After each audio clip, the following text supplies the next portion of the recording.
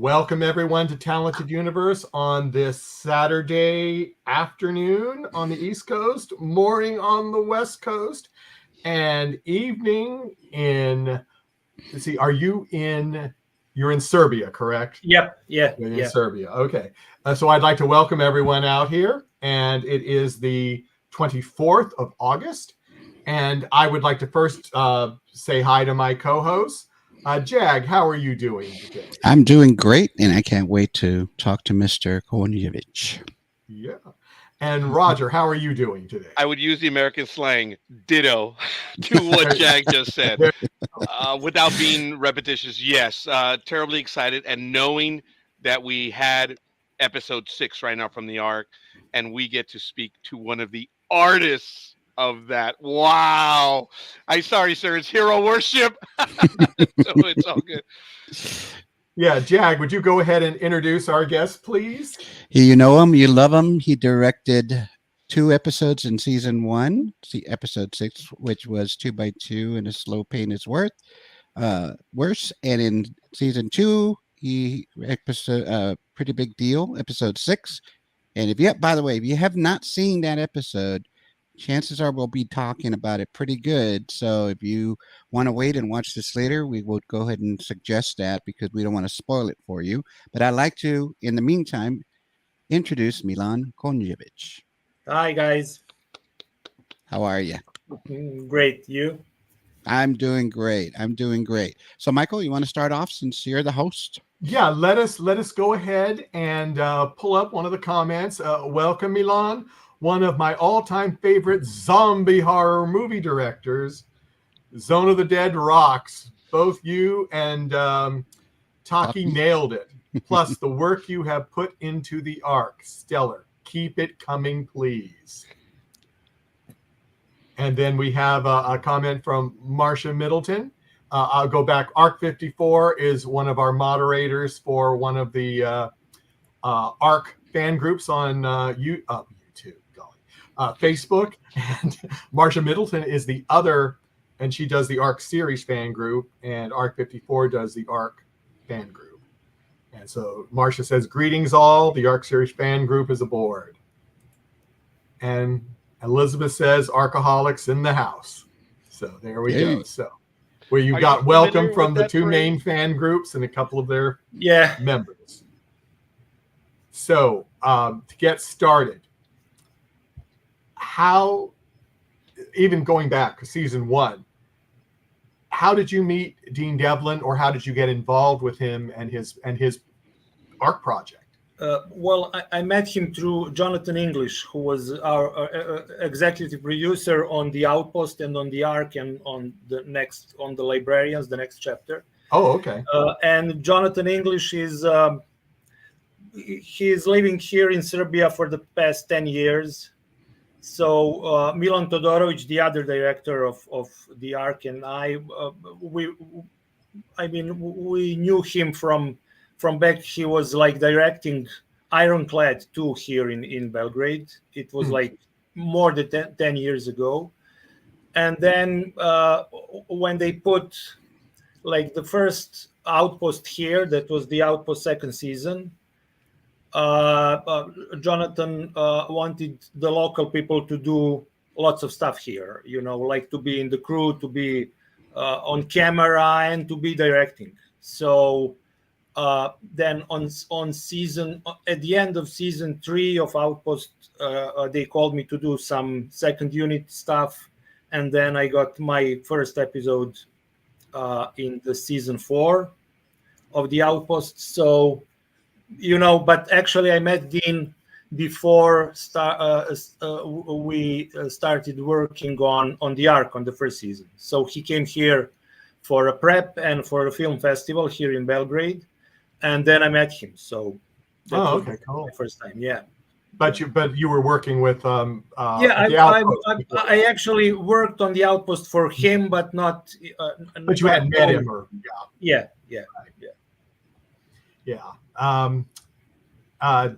Jag, do you want to go ahead and you got some questions, or? Sure. So how did you get started, sir, in directing?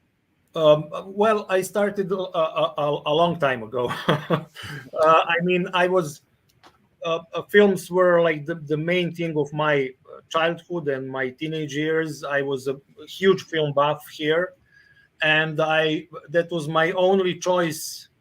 My only option in my life was to be something to do something in film, and TV. So directing was something that I wanted to do from like I was probably 12 years old when I heard what the director is doing on TV, on film, and then back then I said that's the only thing I want to be in my life. So then I started, I worked on TV a lot, on some TV, local TV shows, on like live TV here on local TV stations. And then Toki and I did our first feature film back in 2008 called Zone of the Dead. It was the first Serbian zombie movie, and we did it in English, co-produced by our friends from Italy and Spain. And then since then we did 2 more movies together. It's like low budget horror movies, but we had Franco Nero, Italian superstar, in one of those movies, and in the other 2 there was like Ken Foree, the guy who was in the original Dawn of the Dead, the lead in the original Dawn of the Dead, was our like a lead actor in our movies. So, and then this now. And what do you prefer more, if at all, TV or movies?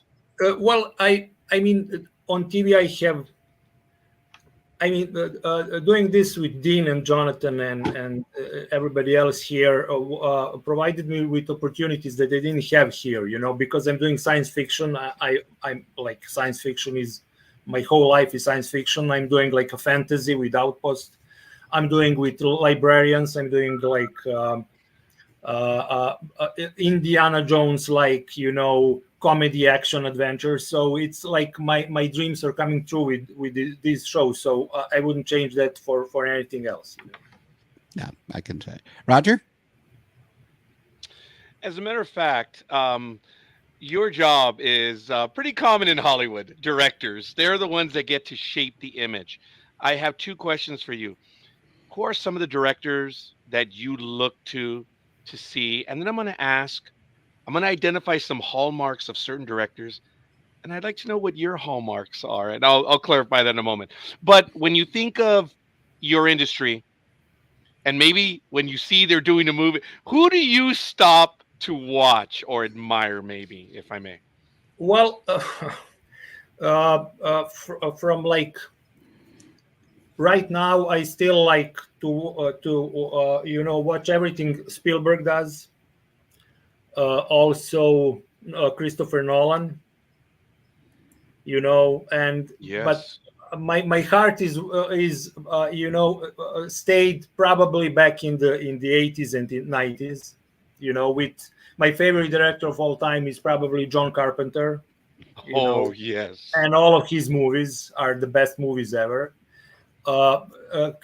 James Cameron, Spielberg, Zemeckis, So, and from Europe, let's say Dario Argento, horror movies. So I'm like, this is I'm still like, in my mind, I'm still back in the 80s and in the 90s, Okay. All right. That's good to know. I appreciate that.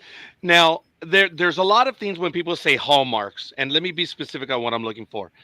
James Cameron.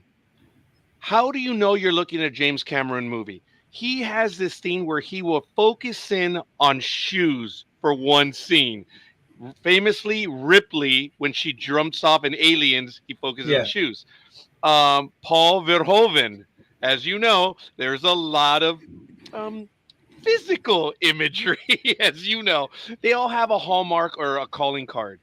What is Milan's calling card? Well, I don't know. I don't have a calling card. I really don't know. I'm not thinking in those terms when I'm doing TV shows or movies. I'm just, because on one level, when you do what you do in my job, it's you need to be totally rational and to know what you're doing, what you're shooting, the way this scene is going to be shot and everything like that. But on the other level, it's all those movies that I love, and I probably watched tens of thousands of movies in my life, if that is possible. They're all inside of me, and probably not being conscious about it, I'm just pulling things I love from other movies or shots I love, and I'm just packing them and just making the things I do like a puzzle of everything I know and I love, and I'm just doing that when I'm doing the arc or some local show or anything else, you know. Wow. So I don't have like a hallmark, like something that I really love to put in the scene or something like that. But it's just like I'm director needs to be there to serve the written scene, to serve the script, and then to make, like, if that's like a level 1 of the cake, you know, he needs to be there to make that level, to make that upgrade of the written word, you know. Yes. Now, I know nothing of directing other than reading, and what I'm about to say, I ask you to forgive me. I am not your peer in any way whatsoever, but I do remember season 1 episodes, which I enjoyed. Your direction is subtle, precise, and if I'm not mistaken, there's not a lot of camera movement on yours. You're focusing. Okay, you will correct me, but you going for tight shots, do you not? Mm-hmm. Maybe... if the scene demands that, you know, if the scene is like emotional scene and you need to go tighter to see the emotions on the face, yeah, of course. If the scene is action scene, you don't need that tight, you know, like close-ups, the tight close-ups or something like that. But I had in episode 6 of the first season, I had like that steady cam 360 move around Bryce and Eva when they're like, she wants to go with him on a mission because she knows that he has a condition, and then everybody else is just looking at them. And so that was the kind of scene that needs that kind of movement and everything. So to stay on them, but make like them in the center of all things, you know, like, so that was.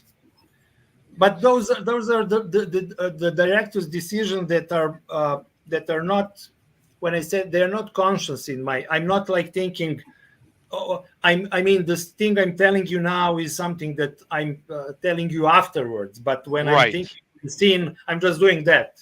And then when I watch the scene, I say, oh yeah, this is good because the 360 steady cam movement around them is like putting them in the center of the scene, but divides them from everybody else, you know. Yes, you're right, and I was wrong. There was movement in that episode. I forgot you're about not wrong. There are no rights and wrong here. So you're not. You are way too kind. So my comment again, going back to episode 6, which is now in season 2, the pretty big deal. Milan, I have to tell you, I mentioned this to the writer yesterday that as a fan, sometimes we look at our watch because you're like, okay, you're like, how much more, how long? Milan, humbly, again, I am not your peer, sir, but I lost track of time. It was well done. There wasn't anything that was overly done, and there's nothing that really stood out to take you out of it. It was absolutely awesome, enjoyable as a fan. Maybe before I go back to my co-host, do you get a say in where music goes into the episode as a director? Well, I'm doing like my director's cut of the episode with my editor. We put like we mark the places and we put some of the music we have. So yeah. Okay, that is good to know. Well, I'm going to have some other items. I don't want to go beat by beat, but I do have some questions on the episode. And when we get a chance, I'll go back to me. I don't want to monopolize. Thank you, Michael. Okay. We have. I think we've had them before. NX Tercia. Tercia. Is it Tercia? Yes. Okay. Arc. Okay. I guess they're just saying hi. Welcome And- in, Exertia. Hi. Yeah, hi, exactly. And what I wanted to ask, I've worked with some fan films, and I have seen how different directors direct differently.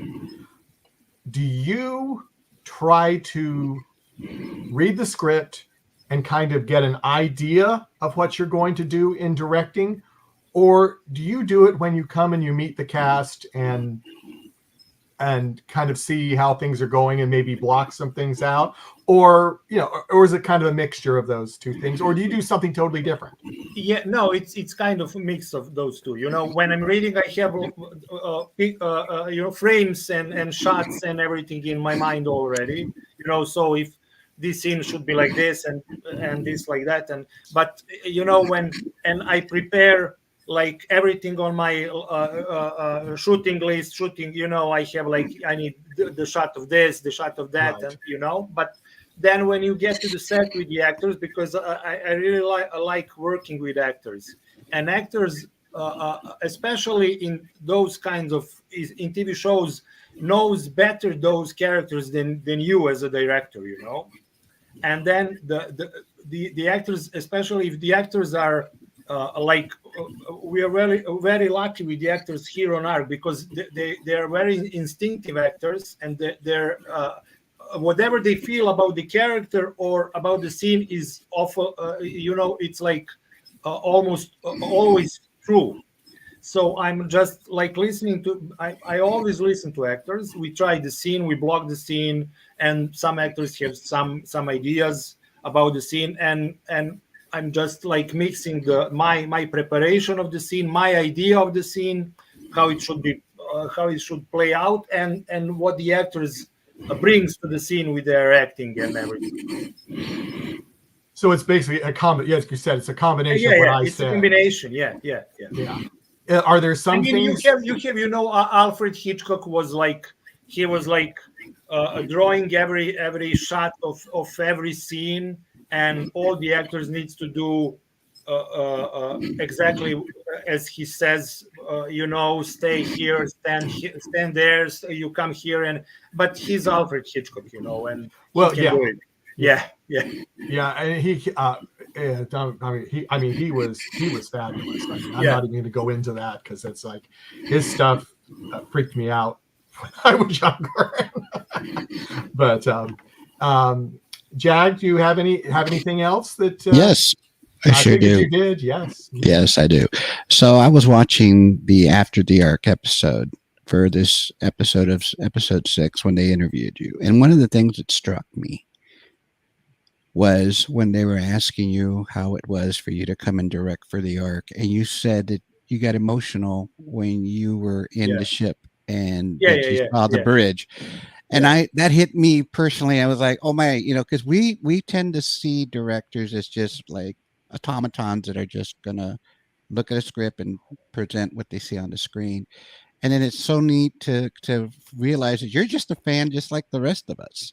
So that was the first time when we get to almost finish studio, and so Dean was showing us, this is the corridor, and this is like observation desk, and then we came to the bridge, and so he says, this is like the bridge, and there will going to be like a captain's chair. And I was like, oh my God, I'm on a bridge, so I was like almost like he had tears in my eyes, and I was like, yeah, of course, yeah, great. But it was very emotional for me because, as I said, this is like a dream come true for me to do like a spaceship on a mission, guys on a mission in space, a TV show. This is like, like. I cannot even start to describe how I'm feeling when I'm doing this, And it shows. And it shows when you present it thanks. Yes. Yeah. So I wanted to kind of jump into, I've been kind of holding off now. I want to jump into episode 6, which was directed beautifully, sir. And more specifically, I wanted to get into, this was a very technical episode in that it involved, I'm assuming, the volume. It involved special effects. It involved a very, very highly choreographed stunt sequence, and you pulled it off seamlessly. So I'm wondering if you could just kind of fill us in the challenges that you had dealing with So, those kind of yeah. techniques. When I first heard about this episode, so first Jonathan English, one of the producers, told me, "Oh, you're getting a very special episode this season." I said, "What do you mean?" And he said, "So you have like a first time on a planet, a huge fight scene, and this emotional and first kiss and and I was like, great." When can I start? But my first reaction was like this. Okay, because it's really a challenging episode, and but the great thing here is that crew and everybody else that's been doing this for 2 years are like top-notch professionals. So if sometimes you don't know as a director how to do this or that, you have a guy that will come, "Oh, we can do this, like, we can do a volume, we can do green screen, we can do whatever." And for that, but my main concern was the big fight scene in the ship, because it's like there are like 12 people in there fighting each other, so that was my biggest concern. But I knew, because Slaviša was our stunt coordinator from the Outpost, through all of these TV shows, and so he brought his guys and he told me, let's see how we're going to do it, and they were all great. So and actors, when they're doing something that they're not doing usually in the other episode, they're like more pumped up for that, so they were like, "Okay, let's do fight scene," and then it was really great. Yes, and I noticed, and after the arc, they showed the behind the scenes of the stunts and the actors rehearsing. Yeah.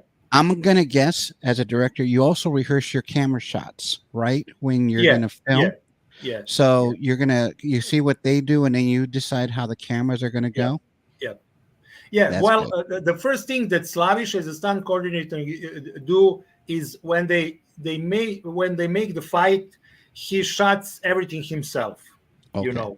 And then I can watch it like in real time, being there, and then I can watch all the shots. He can give me what he thinks will be the best, like camera position for this punch or something like that, this kick or something like that. And then I go through the scene with my first AD and Igor, director of photography. We go like, okay, so they're going to do this. So when she goes and hanging down and with her legs, we can do, look, this is a great shot, and we can do this. And then this is all in preparation, and then we go on a set and do it in like one day, everything, and we are very happy with it. Yeah. Great. Before we go on, I got to ask you something. You were talking about when Dean was showing you the bridge. Yeah.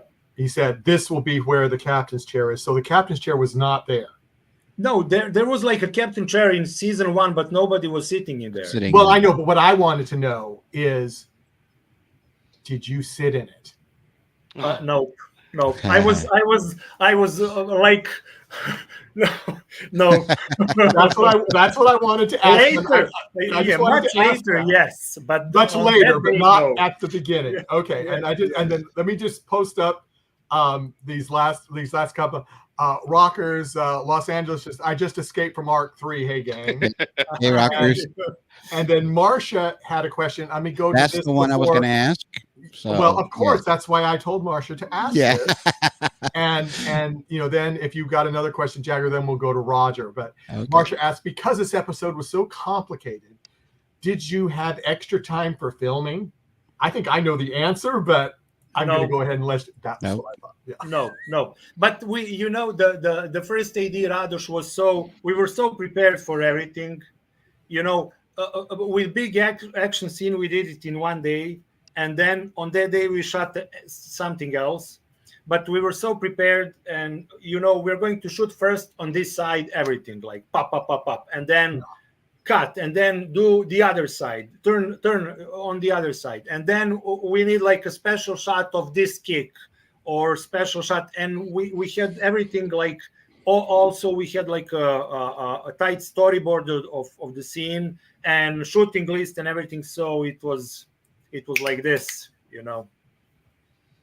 No, I was going to ask how difficult it was to shoot the double lanes, because, and I noticed on the After the Arc, you said you have to start off with a still camera, and shoot one side, and then you have to go back. But I'm going to let you explain and then it. shoot everything on one side, and then, you know, but the camera stays that way. So we shooting we first shoot everything on one side, then we put the like the wide shot. Wide shot for that like trick, you know, and then we shoot one side on that shot. The camera stays that like fixed. Then the wrist goes to change and everything, and then we're shooting everything on the other side. So that was, but it was, for me, it was more complicated in the scene on the ship, you know, when he's sitting eating. And Yes. Elaine is looking at him, and there's like, because there is nothing, there was no like clear line, you know, on the, because of the desk and everything, you know. So that was, for me, was kind of harder to shoot than this on the planet, than this scene on the planet, you know. No, and that came out. Because I was looking at that too when he's eating and he's got the. I was like, how did he do that? But Roger, go ahead, sir. As a matter of fact, I was noticing that there's a question in the chat room. I do have a question, but Cell Live says, is there a reason that the captain chair is not the center seat like most bridges? And I believe the whole thing of like the bridge of the Enterprise, as you know, it's in the center and everything around it. This is not the same way. Why? I don't know. It's what they gave you. Yeah. But I think it's kind of cool because you don't see much of like those kind of, because on every other bridges in science fiction TV shows, you know, you have like the captain and everybody around him and maybe somebody in front of him or something like that. But here are like, they're all behind him, you know, so it's kind of cool to be it like that, you know. Yes, I do want to say that S. Reef says cool when we were talking a little while ago. I don't recognize them. If they're a first time, great. And if you're not, I apologize. But I want to get back in a little bit more because I want to understand two specific scenes. And it was what was it called? The Remembrance from Earth, the box. You shot it from either inside the box itself as everyone reached in, or it was behind looking in. I don't know. And the other one was where Kelly is speaking to Mr. Trust, and you're really tight on that one when she is looking through the hole. Yeah. What is your aim? What are you trying to get across to us in those two different shots? Because they're very tight. The box scene and camera is in the box. Yes. So then we as the audience are part of the old Earth.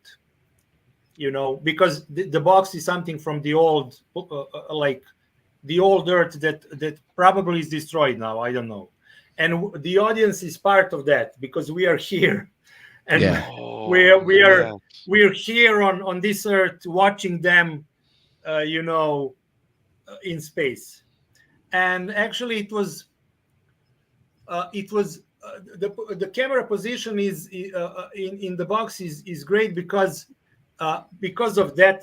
That was my intention. But the other thing is, it gives like clear faces of all the actors reaching for stuff inside, you know. Yes. And then you can see if there is some emotion, you know, when Bryce takes the guitar and the hat and or something like that. So and the scene with Kelly and you mean the when they're talking through the Kelly and Trust, that scene, Yes. Yeah, because it's, you need to be that tight because that kind of scene is telling us that there is going to be some sort of connection in between those characters, maybe in the future, and that Trust is going to change his heart because he wanted to kill Kelly at the beginning of the season, you know. So this is like, when you see actors' faces like that, you see everything, and then not only that you see all of the emotions of those faces, but you can almost feel like there is something going on beneath the face, you know. Mhm. Yeah, yeah. Yes. So that's why it's this close, you know. And I appreciate the clarity. I kind of figured for the second one why. I just wanted to know why you were doing it from inside the box. Because look, when I, again, no peers speaking, just a fan, I'm always watching to what the director is doing in a movie. So, you know, I'm not, okay, what's he doing now? No, it's just I pay attention because directors obviously lead us through the story. And that's why I'm always paying attention to that. And the other aspect is the music. And when done well, the director hints and the music finishes it off what is supposed to be going on. And I've always been fascinated by how directors can mess with us on what they do in the angles where they shoot someone like here, implying there's someone back there or whatever. And I appreciate the technical aspect. And oftentimes I don't know, you know, why they're done that way. And I appreciate the insight. I believe Yeah. we have another comment from Marcia. I loved the yeah. Oh, and by the way, I believe fandom loved that. Just that alone. Well, no, we loved everything, but that is standing out. I loved the Remember Earth box. Loved Felix jumping rope. Did you help choose? Oh, that's great. Did you help choose what was in the box? And what would you get? Yeah, we that was also in while we're doing prep, you know, we were like thinking what of the stuff, some of the stuff was like written in the screenplay. Yes. But we were thinking, you know, what kind of stuff from the old Earth can be there and be like almost for our characters to feel like some sort of nostalgia and to feel like bittersweet happy to see those things there. So it was everything was prepped, and the chess piece, the chessboard was Reese wanted chess. Oh, I can get like a chessboard inside. So, yeah. So That was great, Milan. And on a personal note, and for Strickland, it was his idea to start like jumping a rope, and I said, "Can you do it?" And he said, "Yeah." Like I asked him, "Can you do it like Stallone in Rocky?" Yes, of course. And then he just, oh wow, that is really cool. That is good. The one that I reacted to was the young lady that reaches in, and I think she picks out a plushy animal. It was just, it was kind of interesting, and I was like, she just got one animal. I don't know why, but that brought a smile to my face. It was real, Milan, and it was sold, and it's those little things. Thanks. Oh, it was you great. know, Yes. we also have like all the extras on the show are great, you know. So extras can do something that is not planned to do, and it looks great, amazing, you know. And I was like, great. And she was like, like reaching, okay, almost looking at the camera while doing that, you know, like, oh, and it's great. It was. Now, I saw a quick moment from, if I may, Michael, Rockers Los Angeles says, I thought I saw someone pull out a bottle of Jack. Was it? Or as he says, just kidding. Was there a bottle of liquor in there? Nope. Not that they can remember. No. Okay, fair enough. But he was kidding. Good morning, the Rockers Los Angeles. Sol Live. Thank you. And I'll have more, but Michael, please go ahead. Yeah. Let's go let's go back to season 1. I mean, you got the episodes that we get introduced to arc 3 that really just changes the whole story around. Did you realize the significance at the time, or you were just going, oh, got another ship, oh good, another bridge, another, you know, or Not really. Well, I realized it was like a different episode than the one we had before. Episode 7, Mhm. and then I was happy to do it because it almost was like a haunted house episode with all the dead bodies and everything. Right. Yeah. So it was like, because I like horror movies. I was like, oh, I can do Oh, that was your thing here. Yeah. And then I was very happy to do it because it's like, I'm especially when the dead guy falls out from the wardrobe, or you yeah. remember the scene. Oh, So I was shooting it like a horror scene, that like Yes. he goes and then there is no music there, and then he opens it, and so I was very happy to have that. I was actually very lucky to have all of those episodes, because they're like special episodes in the season, So and this episode in second season, especially the 2 episodes in the previous season. So I guess I'm just lucky, to get all of those interesting episodes that are closer to my heart, with the themes and with stuff, with action, with horror and everything else, Young Well, man, yeah. they say that luck. Sorry, Michael. They Okay. say that luck is timing and preparation. So, yes. Sorry, Michael. Go ahead. No, that's okay. No, because we actually had the actor that had to deal with your little horror scene with the body coming out, and he was, I mean, that was our big conversation of that little conversation, but I mean, he had a blast for what he said doing it. Yeah. And it's like, wow. But just doing the likes, I usually do them later, but I'm going to go ahead and do them now. Thank you for the likes, Bobby Nash and Aisha Kerr. Thank you. Facebook. We really appreciate that. And I will make the announcement now. If you have any comments, fine. If you have a question, even better, to Milan, you can talk about season 1, episode 6 or 7, or we can talk about season 2, episode 6, because those are the ones that he directed. So go ahead and put your comments, questions in the live chat, and we'll get to them. Jag, do you want to go ahead? Sure. So we had your counterpart, Taki, on recently, and he mentioned that he likes to put in whatever he does, a slow motion technique. Oh yeah. I'm curious if you have a technique that you like to stick in your episodes. Well, not really. I'm trying to put everything I know, and everything I like to do in all of the episodes. So I was talking about the episode 6 of the first season, that like 360 with Steadicam was for me phenomenal.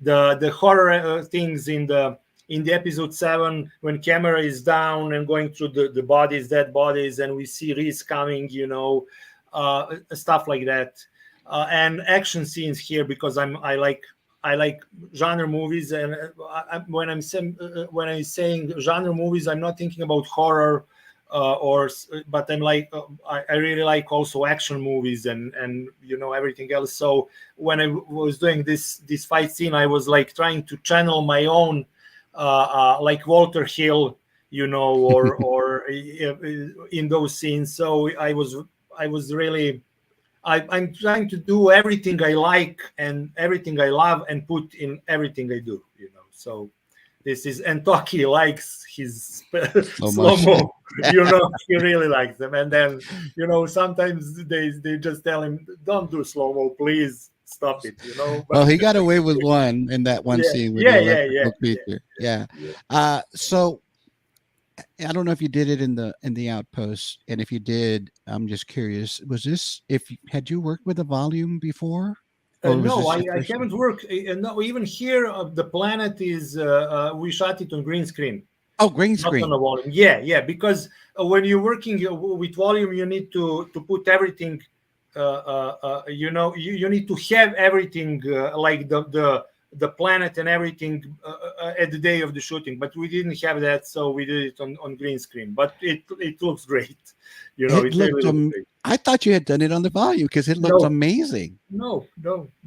No. So Yeah, it looks I amazing. asked Taki about the same. So I'm going to ask you the same. How do you visualize your shots then? Because there's green, you know? Oh, you know, when I was like a young and kid and everything, because I'm like a science fiction fan, so I was like always thinking about doing special effects, visual effects stuff, and I was like, I want to do it, but actually, when you go and do everything on green screen, it's harder than everything for me. I mean, it was harder for me to do those couple of shots on the planet on a green screen when they're like walking, looking around, then the whole action scene, you know, because you need to so the camera is here, so when they're looking at and something on like a wreckage of the ship there, so they need to look there, so we need to move them like this, and camera needs to be there. So it was, the green screen for me is hell, you know. But you know, you need to do it sometimes, you know. But it looked good. I mean, Yeah, it looks good, really and good. then so you have to direct them where to look, right? Because of where Yeah. the camera is and everything Yes, else. So you already have yes. to visualize where Everything. that Yeah. ship is and But things like that. also for those shots of the planet, we had like a storyboard, and I'm just like, okay, so this is the shot, you know, and you need to look there, and camera should be here, and we can see a ridge down there or something like so. I mean, but you need to, because when you're directing, you have like you watching on the monitor and you just see green behind them. So it's like, Right. is it okay? You're thinking all the time, is it good? Is it going to be okay or not? You know. So, but it turns out like perfect. Well, let me just say, just to kind of just observe that I can tell you get excited doing what you do just Yeah, because of the way yeah. you're explaining it. Yeah, And that is just that just tells me that you're invested as everybody else in the show is Yeah, in the but you program. know, this is the best job in the world, actually, you know, when you're Yeah. doing something, because actually it's like we're doing magic, you know. Yes. There's like a bunch of us people, some of them like acting, and the others are behind camera, and we're just like pretending to do something. We're doing something. It's like magic, because people are watching it, and and they think it's real. I mean, they know it's not real, but they can feel it's real in their hearts, and that's why they love to watch it, you know. And making movies and making TV shows like this is actually like magic, you know. It is. So It is. you know, that's why I'm so happy, you know, talking about it, and especially doing it, you know, when I'm on a set talking with actors, with crew, everybody. It's like I'm like the happiest man alive, you know. Well, congratulations, because you did take us, at least for 44, Thanks. 45 minutes, you did take us away from Earth and on beyond that planet. It Yeah. was just, it was amazing. I thought it was volume, but I had No. no idea it was green screen. No. All right, go ahead, Roger. As a matter of fact, in the episode, there were several moments when I didn't know it was Reese as a clone or a Gen 2, whatever, Gen 3. I have to tell you that I jumped when the ship, well, not the ship, the shuttle was being overrun, and they're having to fight the choreography, and they've got to close the hatch. Oh my God, Milan, you built up the tension. I know the actor, all of you did. It felt like, oh my God, come on, close the damn hatch already. And you built it up very well. There may not be a question there, young man, and I'm sorry. No, but when you build it, when you have a scene like that, you need to build a moment, you know, and then you need to prolong the moment, and to have like all of them like getting and more shots of people than you actually have. And then when audience is looking at it, and so, you know, we have this guy there and two of them there, and so audience is like, okay, let's go, and then you need like to cheat. It's like cheating audience. You need to make it a bit longer than it needs to be, you know. And then that's like and then you stop when the last guy goes up, and they're just looking up, and there is nothing, there is, you know, nobody. And then you need also that beat for building the tension, and then action can be like whatever you want, you know. Wow, it worked.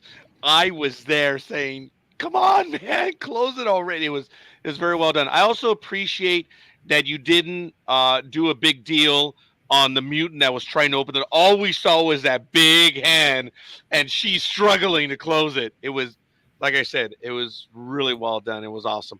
And I know that we have some comments in the chat room.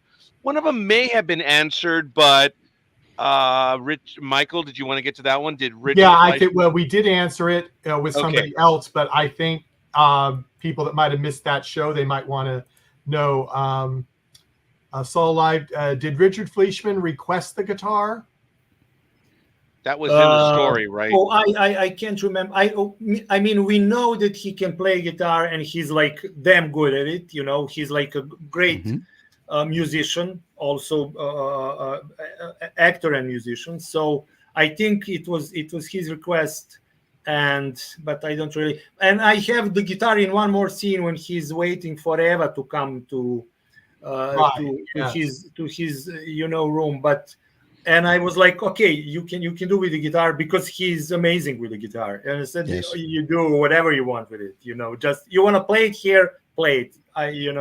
So that was great also, Yeah, and then NX Teresia asks, Milan, in the ARC season 2, I'm assuming they mean you're the one you did episode 6. Is there anything you would have done differently, after reflection, or any new ideas you would have inserted? Well, not really. No, I'm very happy with the episode. I'm really happy with all the emotional bits and all the action and all like because this is like the episode that has everything in it, like small emotion. When Garnett sits on the captain's chair, it's like a big emotional moment for her.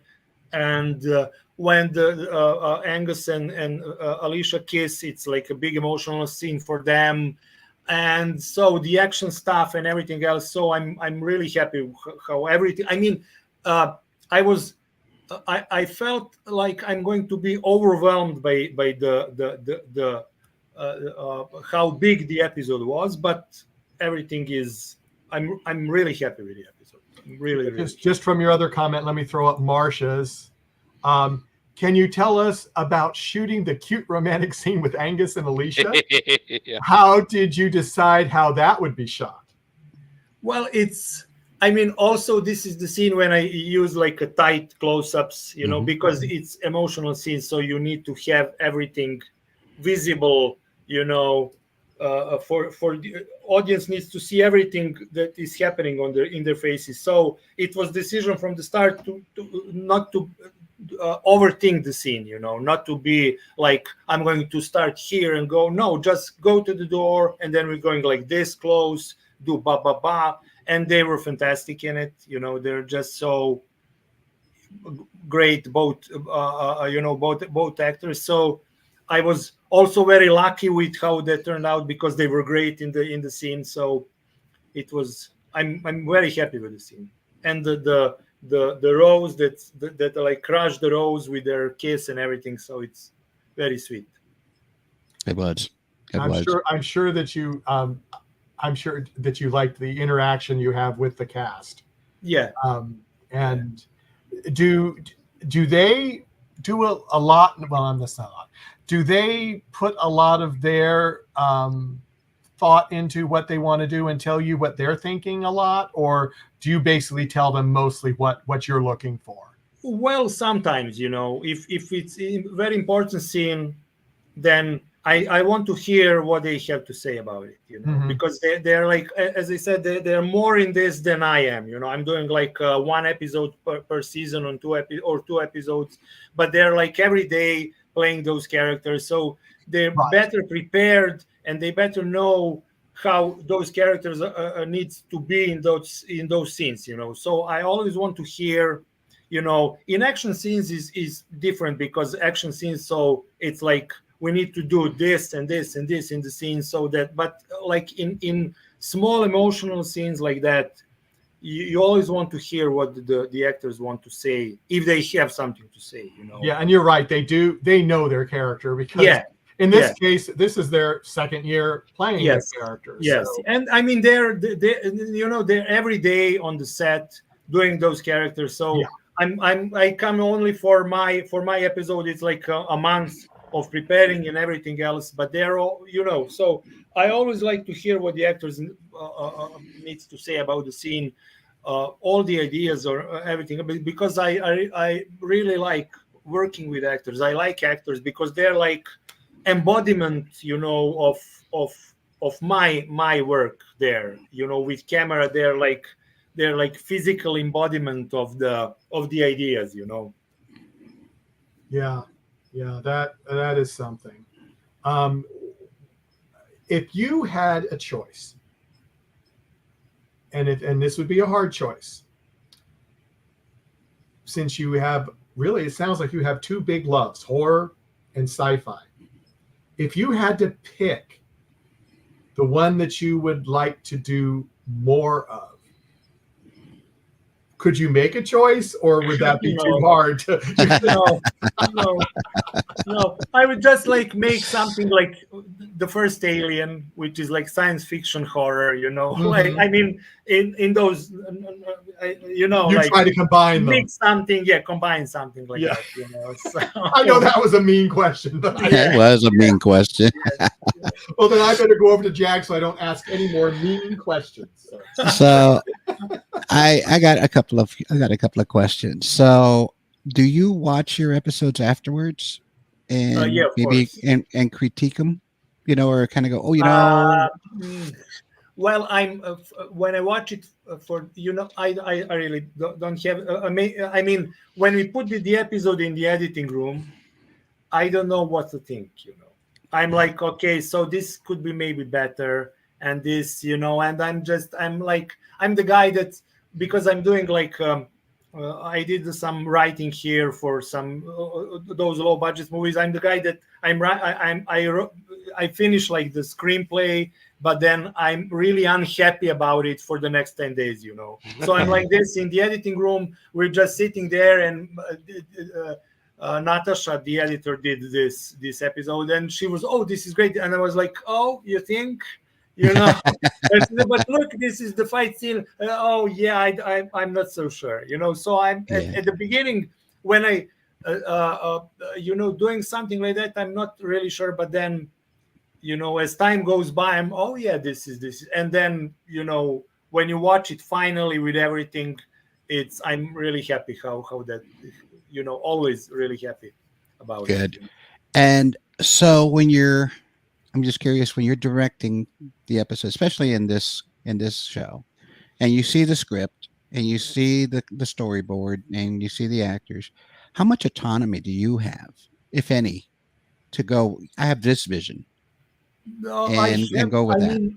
I mean, I never had a problem either with Dean or with Jonathan Glasner, because we go through the script, we have the Zoom meetings, and we're going through the script, and I said, I would like to do this scene like this, and they were, okay, do it. I never had like something that they told me, no, don't do it like this, it needs to be, I mean, so the autonomy is also on the Outpost and on the Librarians, the autonomy was like, do whatever you think you need to do.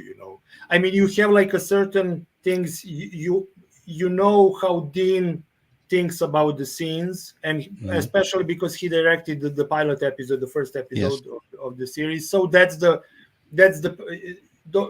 so that's like that's the show, and The then template. you can do anything you want, everything you want in that kind of show.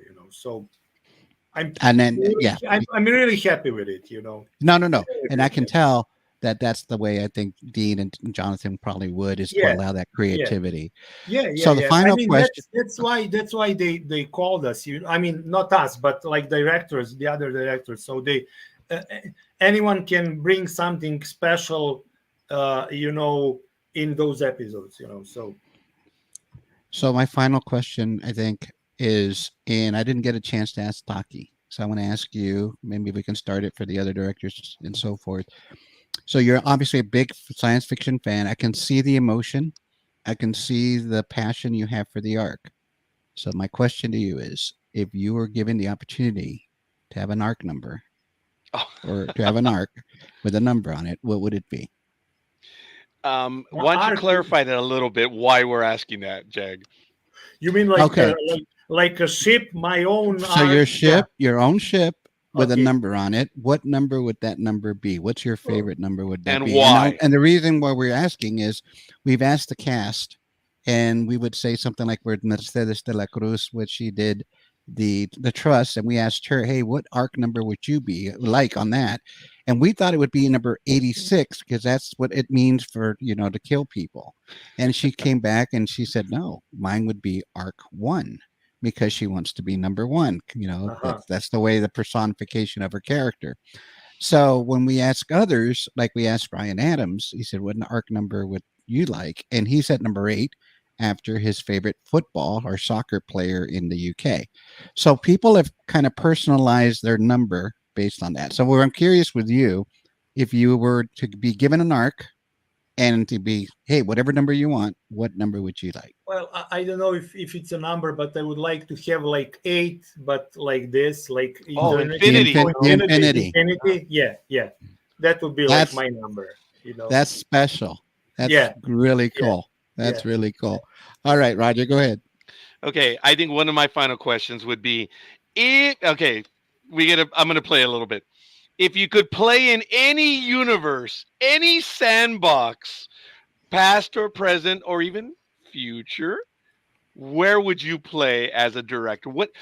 And what I mean by either genre, TV series, movie, whatever. Video games, no? Oh, or video games, yes. Absolutely. Okay. Well, I've been playing video games since 1983, so I'm really like a video game, you know, like I'm like a gamer. So I would like to do something with Dark Souls game. Do you know the game Dark Souls? So that's my favorite games of all time, and I would like to do something with it. I don't know what, but something like that. And also because I'm like a huge James Bond fan, I would like to do a James Bond movie because I'm like every 2 years I'm watching all the James Bond movies from the first to the last, you know. So those two. Do you have a favorite James Bond? But I don't know if I should tell you because nobody likes that movie. But I was 13 when it came out. It's Octopussy. Octopussy. Oh yes, I did. It was good. And Sean Connery's in that one, right? Roger Moore. Roger Moore. Yes. And I was like 13, and it was the best movie ever, and still I like that movie very much, you know. So. Yes. Do you have a particular Bond? I know that's probably not fair to ask, but is there a favorite James Bond? Like the actor, you mean? Yes. Yeah, Roger Moore for me because I was Octopussy.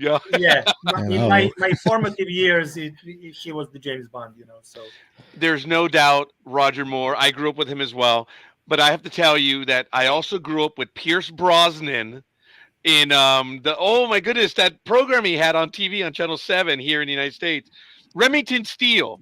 Yeah. So it was a natural progression when he became James Bond. I never thought I could have a bromance with a male actor, but I did. And he was I loved all 4 movies. Yeah. And it was great. But okay. Wow, Milan, I've appreciated. What kind of games do you like? What kind of I was going to ask that. Yeah. Did you play? Sorry. I like RPGs mostly. Oh. Yeah, okay. I'm playing right now. I'm playing Elden Ring DLC for the Elden Ring game. It's the same guys that made the Dark Souls and Bloodborne game. But I also like, you know, everything that's interesting, like Metal Gear Solid, you know, or like Death Stranding by the same guy. Yeah. So. Curious if you played, as you know, Kimi, Diana. Also voices. I played Baldur's Gate. I was gonna say, have you played her some of her? So I was like, when I heard that she was in Baldur's Gate, I was like, oh my god, you know, it was like thinking like, you know, like Harrison Ford, you know, like you were in Baldur's Gate, she's here. Oh my! And then I took pictures with her, and then I sent to my son, you know, because he also played it. I said, look, you know, she's a guardian in Baldur's Gate, and he was like, oh my god! So it was like a fan moment for us, you know. I was gonna say, talk about full circle. That is amazing.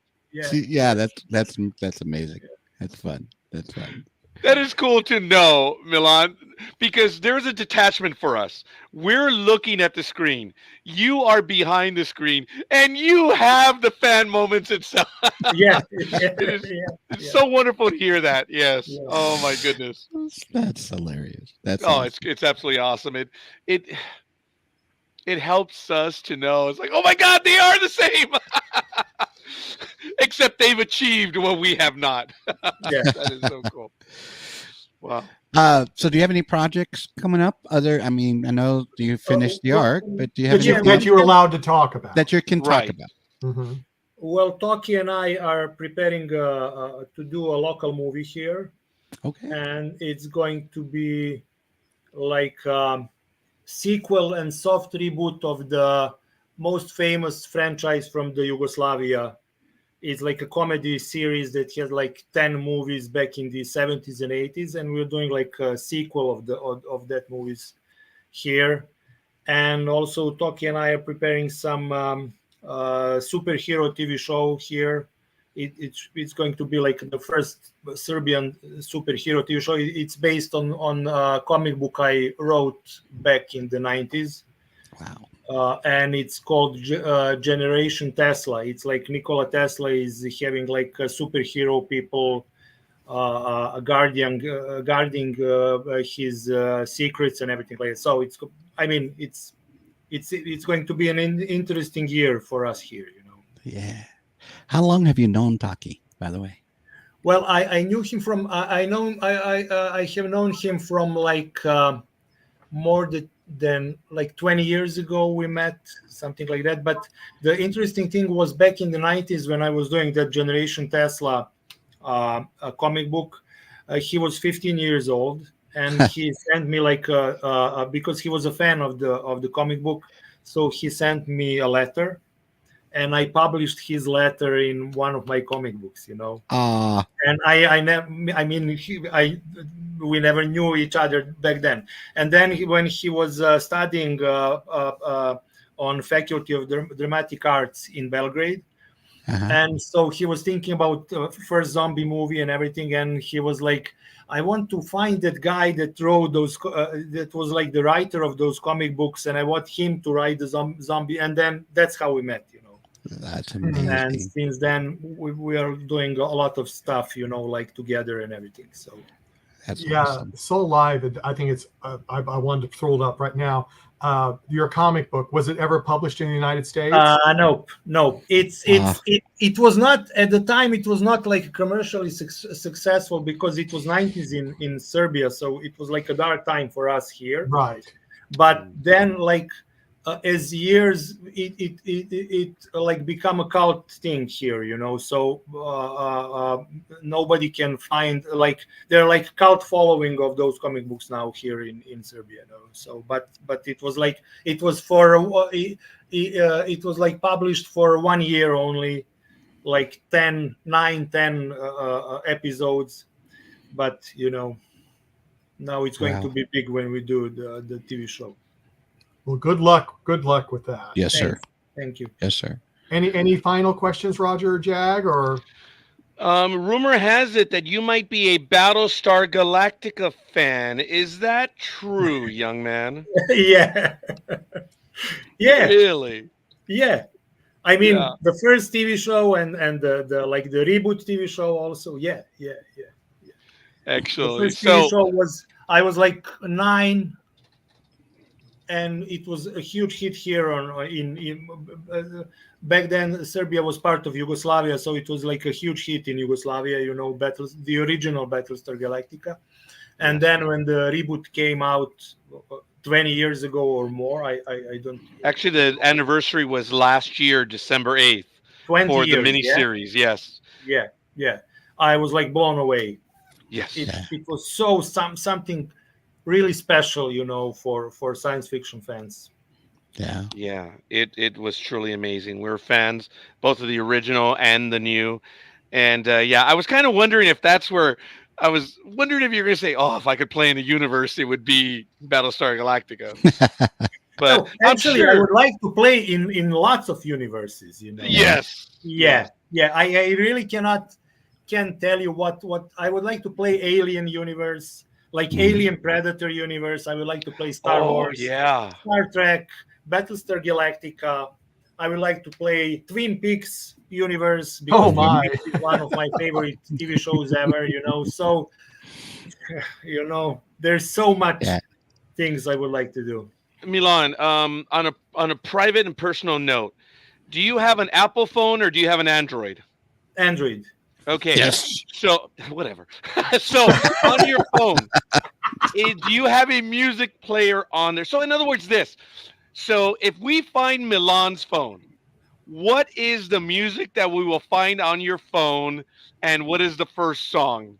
Well, I mean, it changes like because I was like for the past I don't know how many months I was listening to Nick Cave and the Bad Seeds, Oh yes. But it's like because I want to be, I want to know what the new music is. I'm listening to Doja Cat or something like that. I just want to be like, just want to know what the young people now are listening. So it changes a lot. Also like Radiohead and Rihanna or something like that. It's like I don't have like a specific type of music that I like to hear. That is enlightening. I would not have taken you for that, but that is really cool. Yeah. All right. That's absolutely awesome, Milan. You're a team player. I have to tell you, as a fan, I appreciate what you're doing on this program. And even more so, you are invested in the universe. As fans, Milan, it blows us away because often we hear, other people in the industry, well, I did this part and I didn't know what I was doing, or I don't know what that's about. I don't understand, Milan, why they say that. It is so dismissive. And then we find we find the other actors, the people in the back. They know the universe that they're playing in, and it amazes us. Yeah. And we thank you for that. Not only is it your job, but you know it. And you spend time with us. Milan, I'm eternally grateful. Thank you. Thank you, guys. Really. Thanks. Yeah. And we did it with Donkey. I have to do it with you. I've always wanted to say this in front of a director. Cut. Oh, it's very good. With that, we would like to say, everyone, thank you all for coming. Milan, thank you for coming and spending time with us. Thank you for having me. And just being here with us. We really appreciate it. We were so excited this year. We had decided that we were going to get some of the people that we don't see on camera and talk about what they do. And we've been so thrilled that we have been starting to have, some directors, writers, other things. And we've got more coming, and we are very thrilled about that. But everyone in the chat room, everybody in the art groups, thank you for coming. If you're watching this afterwards, remember Milan's links are up there, his Facebook and his Instagram, and got a lot of cool pictures on those too. I saw some of them. They were nice. And we'd like to welcome you. Tomorrow, we have Jessica Yemi on tomorrow. Yes. So at 3 p.m. Eastern, 12 p.m. Pacific, and that would be 8 p.m. in the UK and 9 p.m. in Serbia. So everyone, we will see you then tomorrow on our sister show, Trekking Across the Universe with Jessica Yemi. So everyone, take care. We'll see you next time. Bye.